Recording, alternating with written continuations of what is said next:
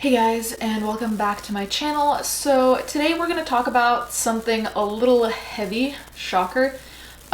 Just to be completely transparent with you guys, I am very tired, so if I make some stupid points, please forgive me for that, but I am trying my best. So the topic at hand is child sex robots to help cure or help pedophiles in some way or another. Now, the source I'm using is the Daily Star, which I realize is not, it doesn't sound reputable. The reason I'm using this one is because a lot of the other articles I saw were deeply politically skewed. I didn't want to include a skewed article. So this one just gives the facts and is to the point without making any specific judgments, so forgive me for that. Okay. So it starts off by saying, revealed, child sex robots could be used to treat pedophiles paid for by the taxpayer. So automatically that sounds very bad. To be quite frank, I almost made up my mind before I read the article, but it's important that we go through this because some of this might make you rethink the stance you might think you have, the same way that I did. Obviously, we know that I'm not a pedophile sympathizer, but just listen on this part. So there's the creepy picture of the face of a doll. So one of the main speakers in this article is called Behrend. That's his last name. I don't know if I'm pronouncing it properly. So he's a PhD student preparing a dissertation on robot ethics. So he begins by saying that child sex robots don't yet exist, and the idea of a sex robot compared to a sex doll makes it a lot creepier to me because it would obviously kind of try to emulate the behavior of a child. Ugh, I don't want to know how that would end up in the bedroom. Nope. Moving on. So Behrend talks about this, and one of the points he makes is that should Social Security be used to pay for these things? And at the end, his conclusion is that it's not, he doesn't really have an answer. He just says, look, I'm just a philosopher. I'm just giving you some information. That answer is for you to come up with. One of the points he makes is that in Switzerland and Israel, they give sexual assistance to handicapped people. And then he says, should we as a society pay for this kind of treatment?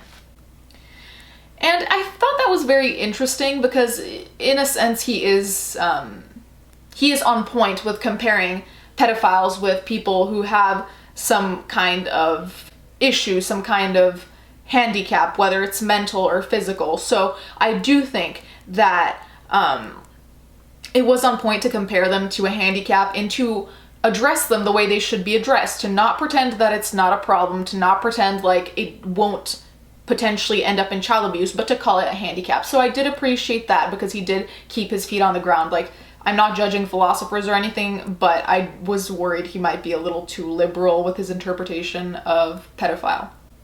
So then going forth, he said, in practical terms, I think that child sex robots could be part of the solution in helping some very specific categories of pedophiles overcome and manage their morally reprehensible and illegal sexual urges. So again, here he was very to the point, and I appreciated that.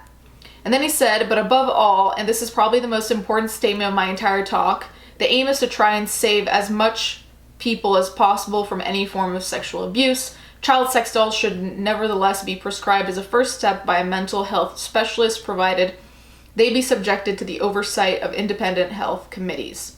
So all of this, look, I'm going to be very straightforward. The idea of a child sex doll scares the shit out of me, and Jacob and I were talking about it.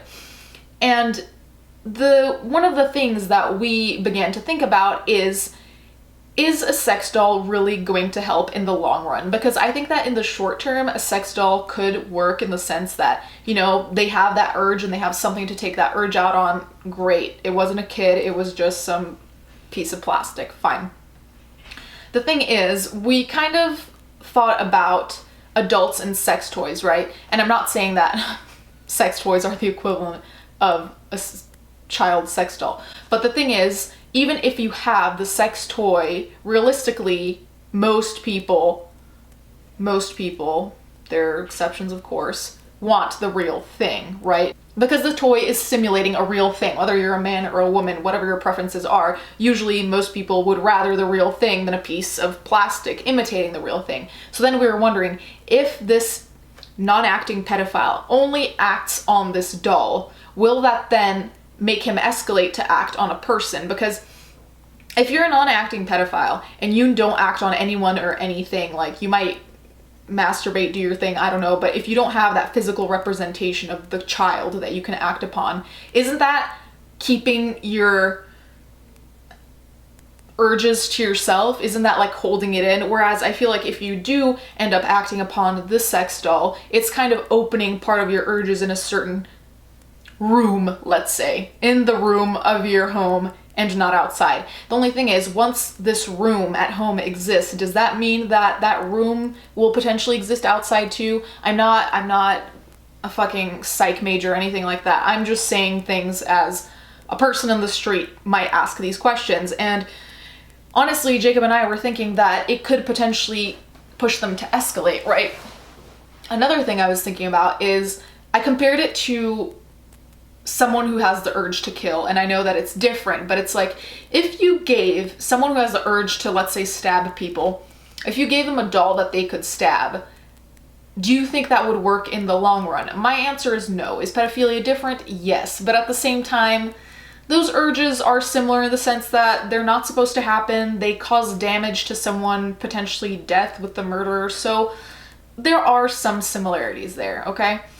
So the next point that I thought about is the fact that taxpayers would have to pay for it. And again, Jacob and I discussed this and we said we're down to pay for it once there have been trials put in place where we can prove that this is actually effective. Until then, as someone who pays taxes, I would say fuck no, I'm not going to pay for something unless we know it works. There have to be trials, multiple of them, with multiple different types of pedophiles since they're categories. There has to be some kind of proof that what we're getting on board with is going to pay off in the long run, and that we're not just throwing money out the window to give pedophiles sex dolls and then have them escalate in their behavior, right? The fact that our metaphorical pockets are being brought into this is what I find very interesting.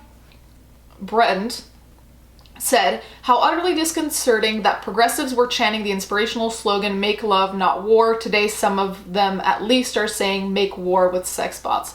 And, you know, I think that, God, sorry, my back hurts. I think that the idea of sex bots is extremely off-putting, which is why I can completely understand why people would not want those. And it's a very sad reality that we might effectively need them if they end up being actually useful.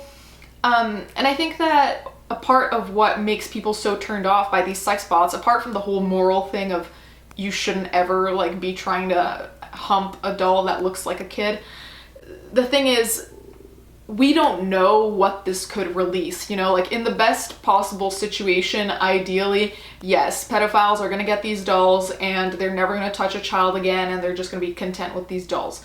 Like I said, in the long run, I don't know if that works, and I think that most people will ask themselves that same question. Aside from that, I wouldn't say that I would want to say make war with sex bots, because until we know whether it works, I wouldn't say shoot it down, because if it works and it'll stop kids from getting abused, 100% I'm down.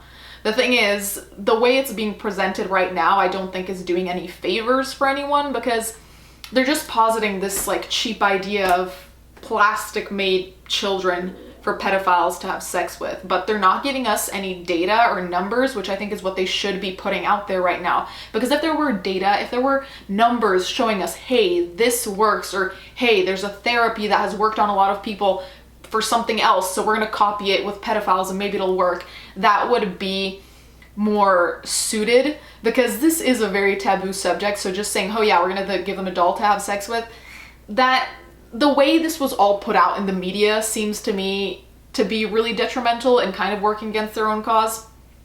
Interestingly enough, at the end of this article, they mention this Dr. Richardson, founder of the campaign against sex robots, believes that child sex robots should be banned.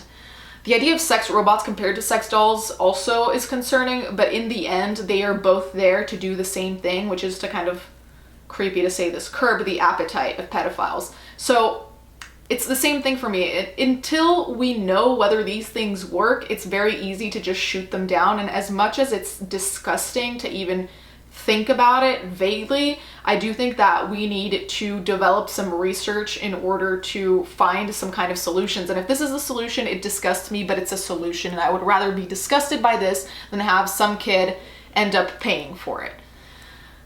I mean, it's a difficult subject, and like I said, since we don't have all that much information, it's not very easy to really make up your mind one way or the other, but I digress. What do you guys think about all this? I can imagine that people's opinions are probably going to be very intense, so let me know what you think, and thank you for watching. Let's get on with the fan art.